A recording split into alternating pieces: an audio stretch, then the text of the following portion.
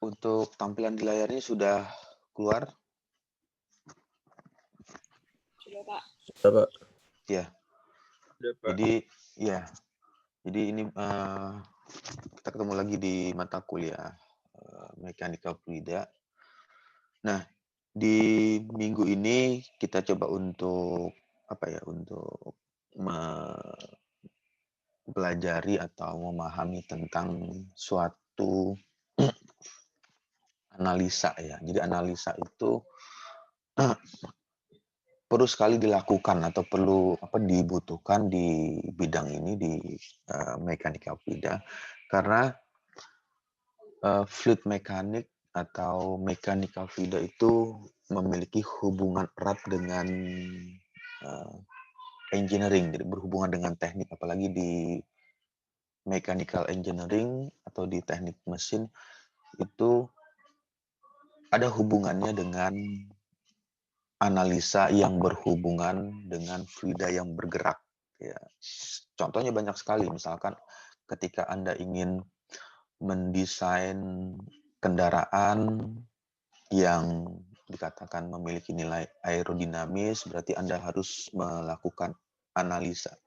Lalu apa yang diperlukan untuk menganalisa dari objek tersebut? Banyak hal yang bisa dilakukan, contohnya menganalisa misalkan berapa besar gaya hambat atau berapa besar gaya drag yang dimiliki oleh objek tersebut.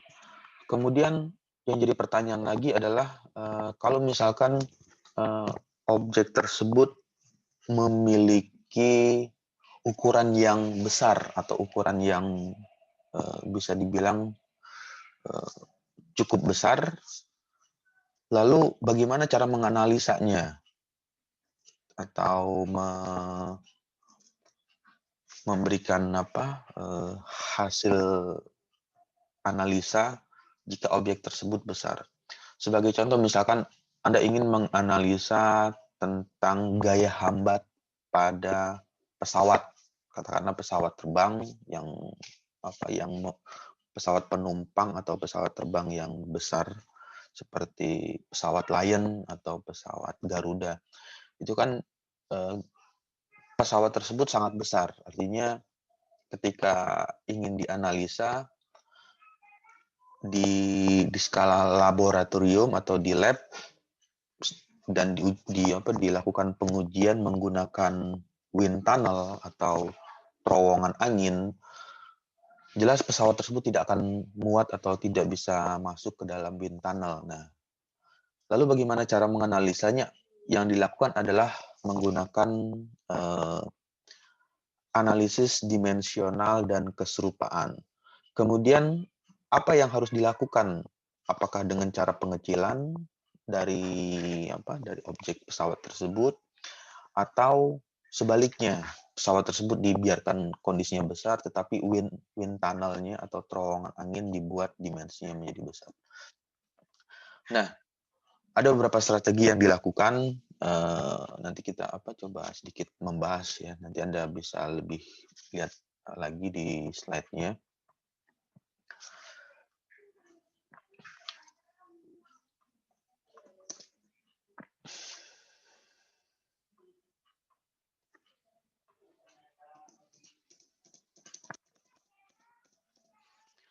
Ya, yang tadi dikatakan adalah analisis dimensional dan keserupaan. Jadi ada kata dimensi, dimensional itu berarti ukuran, kemudian keserupaan. Keserupaan itu kemiripan.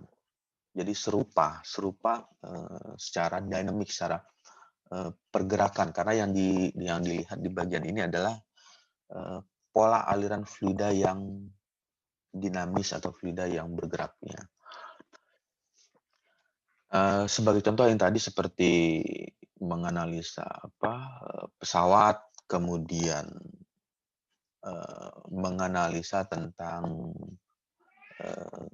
berapa tekanan yang dimiliki oleh gedung bertingkat, tekanan udara. Karena kalau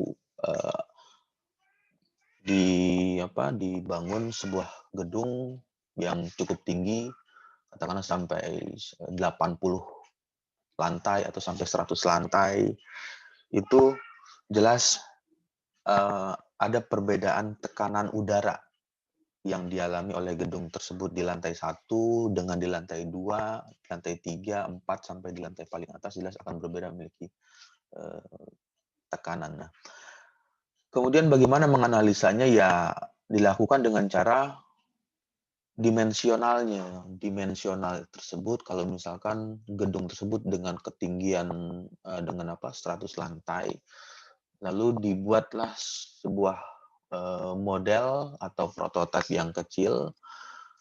Kemudian model atau prototipe tersebut diletakkan di dalam terowongan angin atau ditaruh atau dimasukkan di dalam wind tunnel. Nah, model ini setelah dimasukkan atau diletakkan di situ, lalu ada beberapa parameter yang digunakan, seperti menggunakan bilangan non-dimensional, seperti bilangan Reynolds. Jadi bisa diperkirakan, misalkan ketika angin atau udara yang berhembus di sekeliling gedung tersebut yang ada di wind tunnel, katakanlah misalnya Reynolds-nya setelah dilakukan hitungan dengan nilai Reynolds 1.500. Nah, di 1.500 itu tekanan yang diterima oleh oleh angin atau oleh dinding dari gedung tersebut nilainya didapat nilai tertentu. Nah, jadi pada saat dilakukan penskalaan atau pembuatan objek yang sesungguhnya, jika ingin mendapatkan nilai yang sama, misalnya nilai tekanannya sama seperti 1.500, berarti gedung tersebut harus dipasang dengan dimensi yang ukurannya sama seperti bilangan Reynolds 1.500. Ya, jadi kita lanjut lagi ya, karena ini hanya prolog dulu untuk pengantarnya. Nah, di bagian ini adalah di dalam bidang engineering, untuk menyelesaikan suatu problem atau permasalahan secara general atau secara umum bisa digunakan dengan menggunakan 3 metode atau 3 cara. Yang pertama adalah analitis. Ini adalah metode yang paling awal dilakukan dengan cara analitis. Analitis itu artinya menggunakan teori umum atau teori seperti hukum Bernoulli, kemudian hukum Newton. Itu adalah analitis, artinya hitungan secara eksak atau secara analitik. Kemudian pendekatan ini merupakan pendekatan yang tadi secara teori dan hitungan matematis.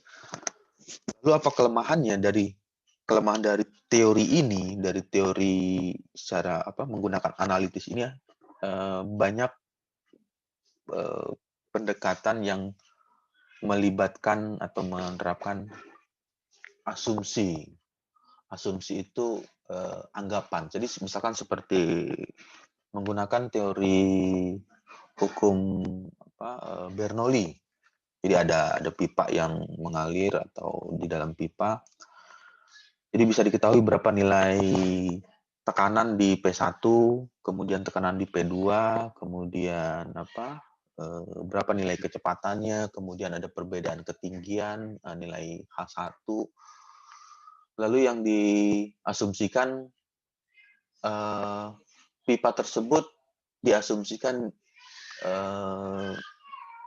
antara gesekan antara fluida yang mengalir dengan dinding di dalam pipa diasumsikan sama dengan 0.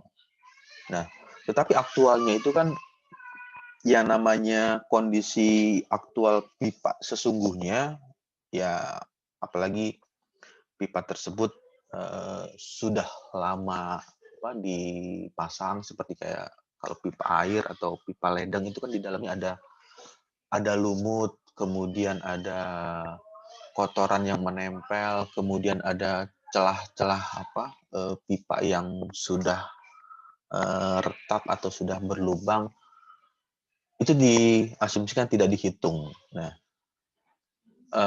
jadi mengasumsikan pipanya masih dalam kondisi mulus, masih dalam kondisi smooth. Banyak sekali asumsi-asumsi, itu hanya salah satu contoh ya, satu contoh asumsi yang sering kali atau kadangkala tidak masuk di dalam perhitungan secara teoritis atau yang dikerjakan secara analitis. Contoh lain adalah yang tadi, analisis kontrol volume dan persamaan fluida sempurna yang mengabaikan gravitasi. Jadi ada juga yang diasumsikan nilai gravitasinya itu tidak dihitung. Jadi yang hanya dihitung hanya nilai kecepatan, kemudian nilai tekanan, tetapi pengaruh gaya gravitasi itu diasumsikan tidak ada. Atau friksi. Friksi ini adalah gesekan antara fluida yang mengalir dengan dinding yang ada di dalam pipa tersebut, diasumsikan tidak ada gesekan.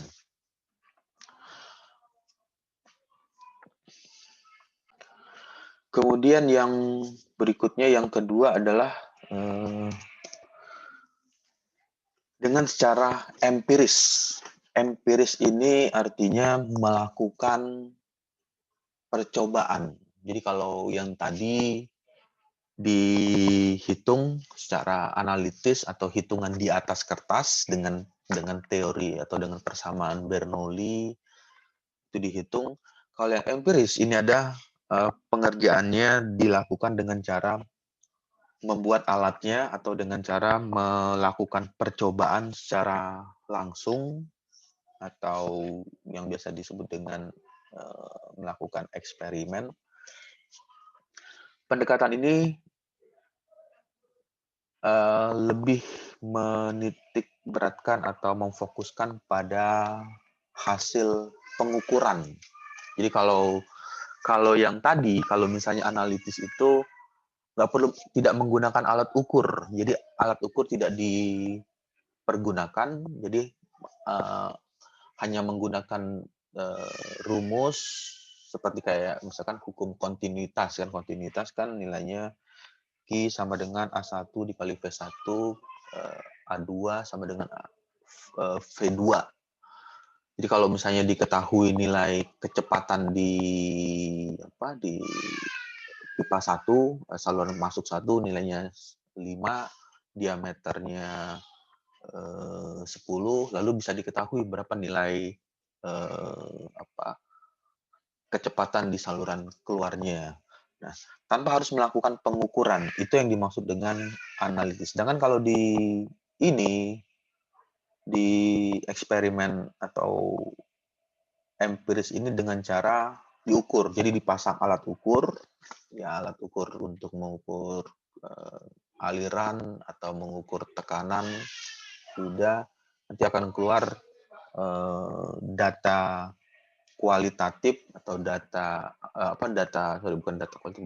kuantitatif. Jadi data yang berupa angka. Nanti misalkan dari hasil pengukuran dipasang terbaca nilai kecepatan fluida misalkan 5 meter per second. Jadi dibaca di situ. Jadi itu adalah data kuantitatifnya, nilai besarnya nilainya 5 meter per second tanpa harus menghitung secara analitis. Lalu data-data yang sudah diperoleh tersebut dikumpulkan, lalu dikumpulkan datanya, kemudian diolah dan dianalisa dengan persamaan yang ada. Apakah nilai data tersebut memiliki perubahan aliran yang berubah-ubah, steady atau unsteady, atau mengalami kondisi yang stabil atau berubah. Itu adalah eksperimental. Kemudian yang ketiga adalah kombinasi. Nah, di bagian ini merupakan bagian yang cukup cukup saling melengkapi. Artinya ketika pendekatan itu atau penyelesaian itu tidak bisa diselesaikan dengan cara analitis, lalu dilengkapi dengan cara empiris atau dengan cara eksperimen. Kemudian juga sebaliknya, kalau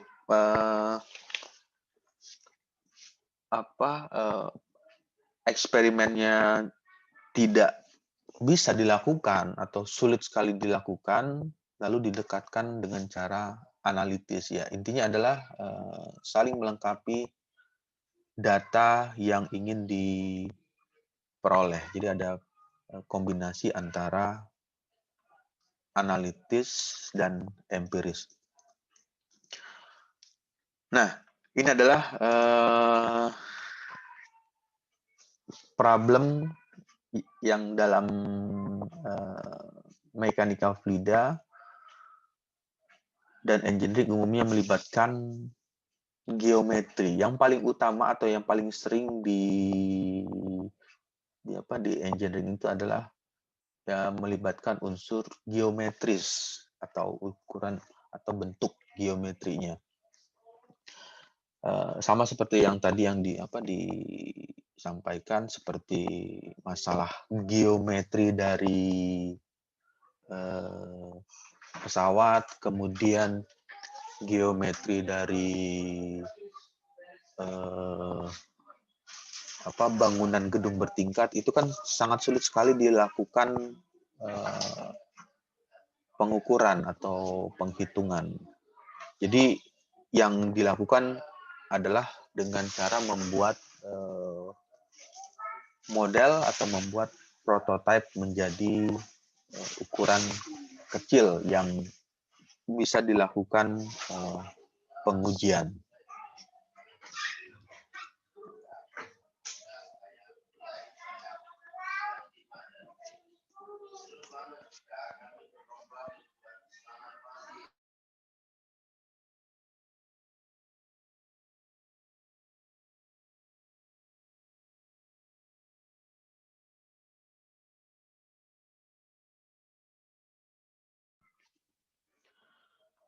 Kemudian yang di bagian ini adalah parameter aliran yang kompleks menimbulkan kesulitan pengujian secara eksperimen, meliputi banyaknya variabel. Jadi pada saat pengujian secara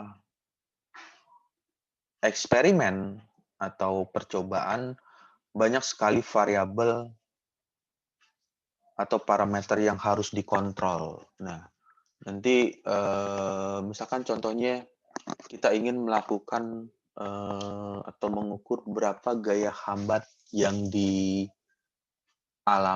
atau yang diterima oleh bola. Misalkan ada bola atau lingkaran yang diletakkan di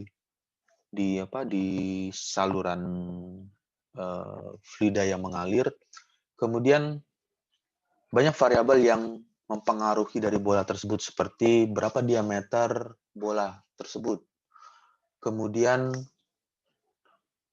berapa nilai kecepatan fluida yang mengalir, lalu berapa nilai viskositas atau nilai kekentalan dari fluida tersebut, lalu berapa juga nilai density atau massa jenis dari fluida tersebut.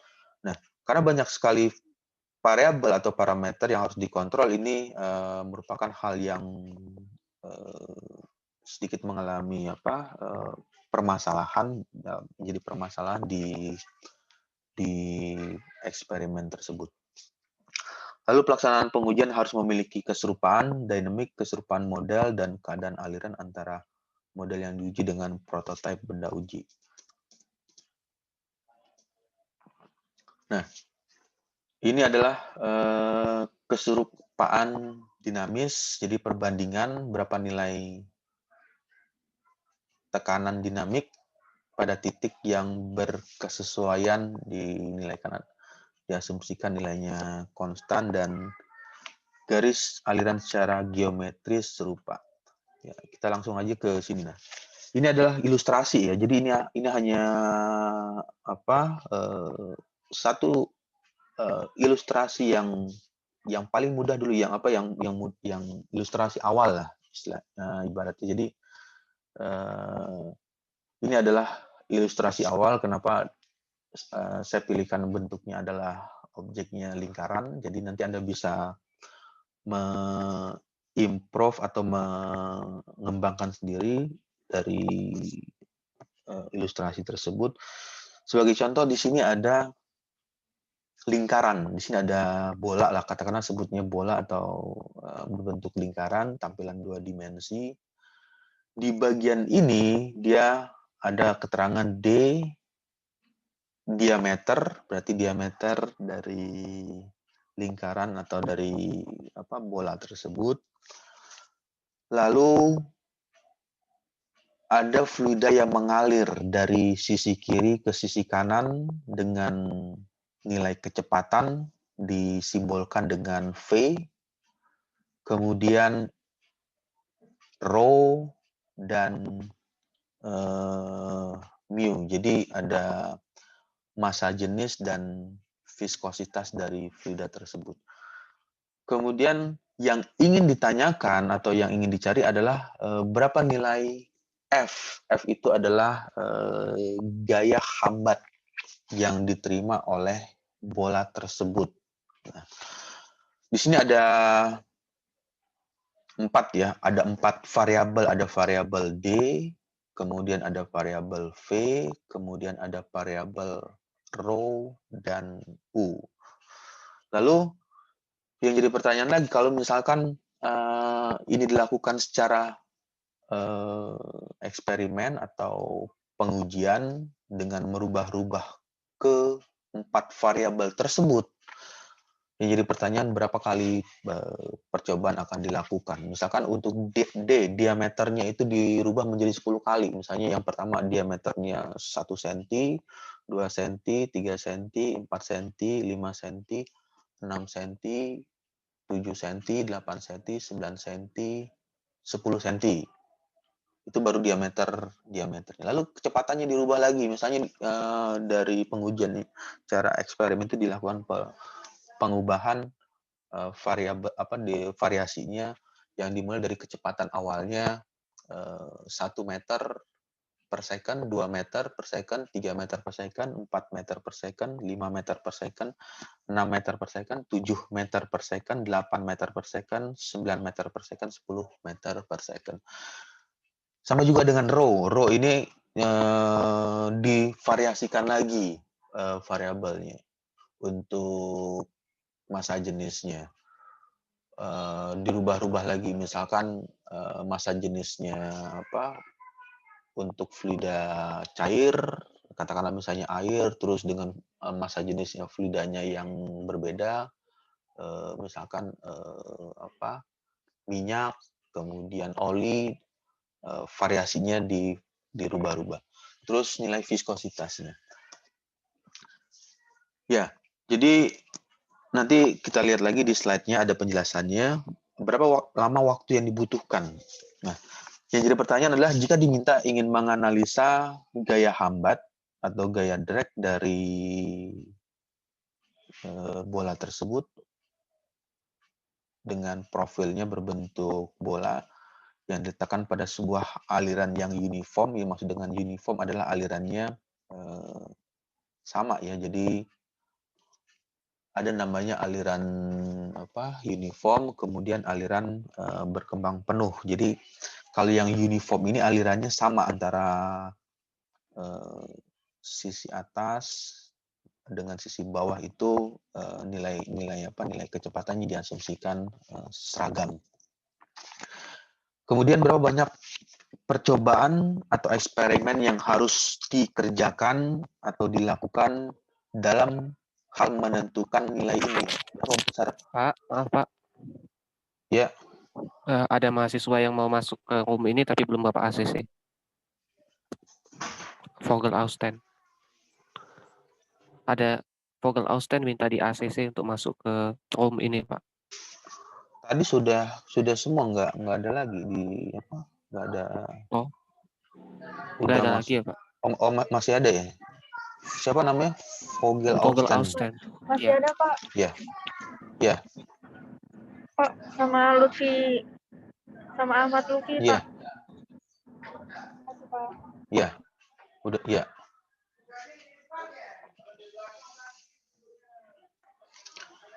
Ya, jadi di bagian ini adalah jadi pertanyaan berapa banyak percobaan atau eksperimen yang harus dilakukan untuk menentukan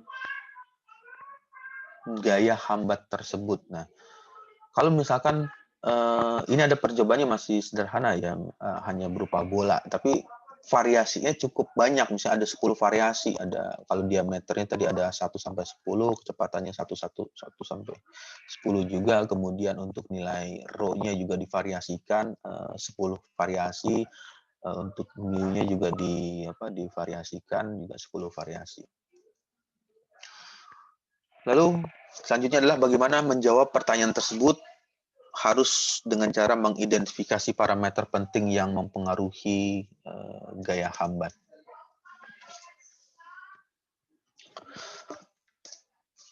Nah, ini adalah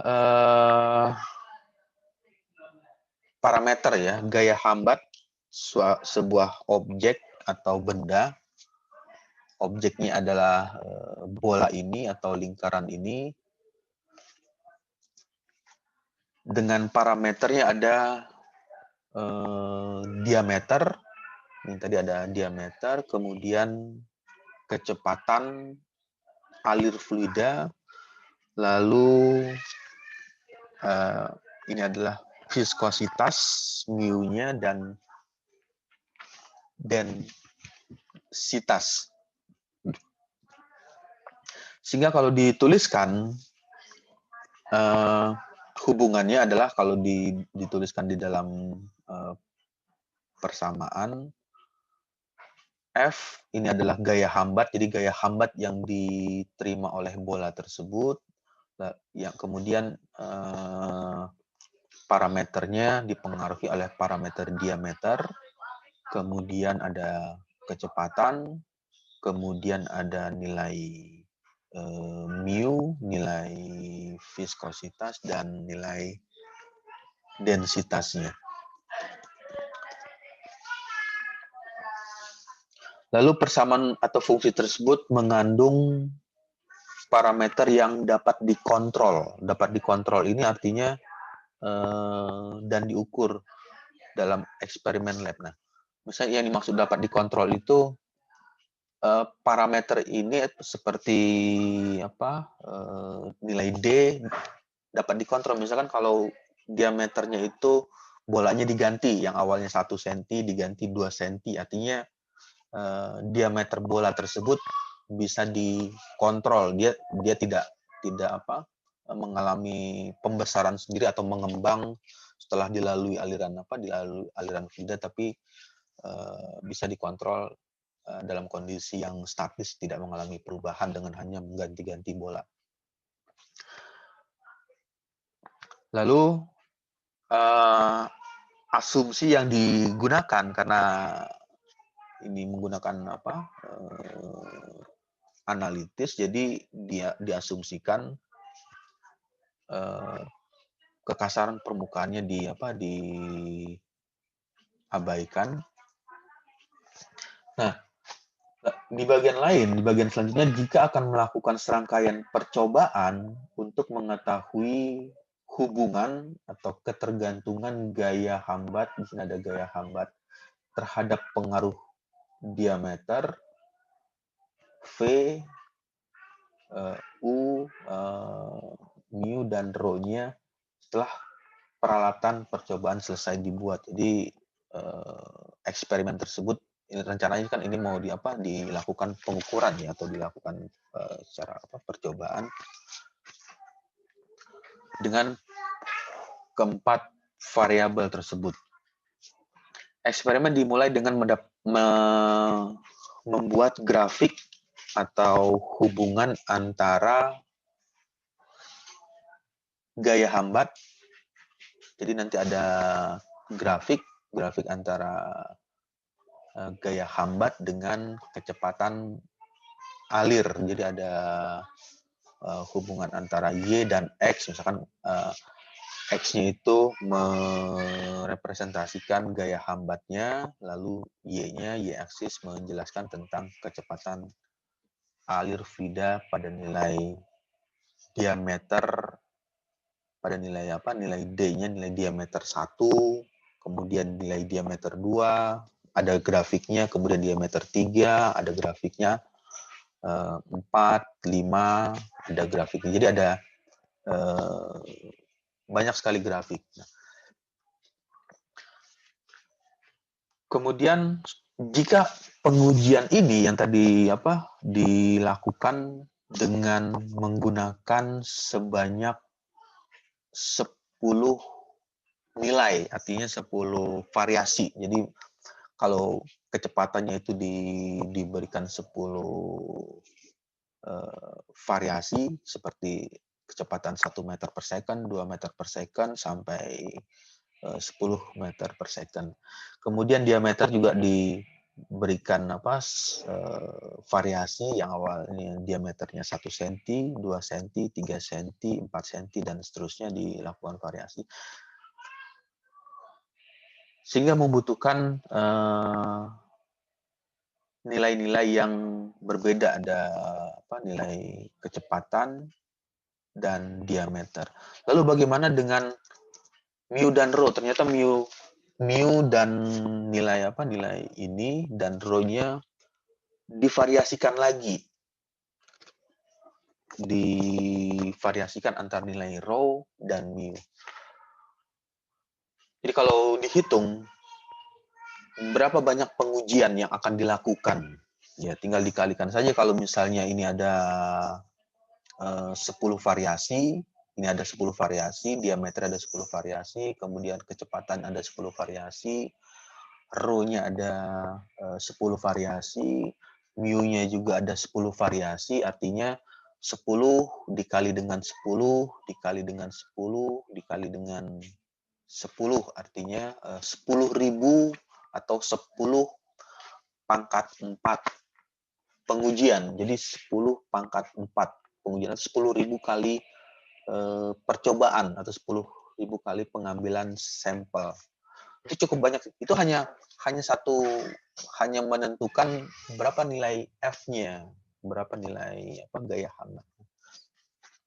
Kemudian yang jadi permasalahan lagi, kalau itu tidak disederhanakan, jika setiap pengujian ini menghabiskan atau memerlukan waktu setengah jam. Jadi untuk sampel pertama ini kan ada 10.000 pengujian. Kalau misalnya satu kali pengujian itu menghabiskan waktu 30 menit, dan hitungan harinya, karena ini pengujiannya di laboratorium, misalkan dimulai dari hari Senin, Selasa, Rabu, Kamis, Jumat, Sabtu, Minggu libur, jadi hanya 5 hari, dan pengambilan datanya itu tiap hari 8 jam sehari. Jadi kalau di total secara keseluruhan untuk bisa menyelesaikan 10 pangkat 4 atau 10.000 pengujian itu menghabiskan kurang lebih waktunya 2,5 tahun. Hanya 2,5 tahun untuk mendapatkan nilai F, nilai gaya hambat tersebut. Lama sekali. Hanya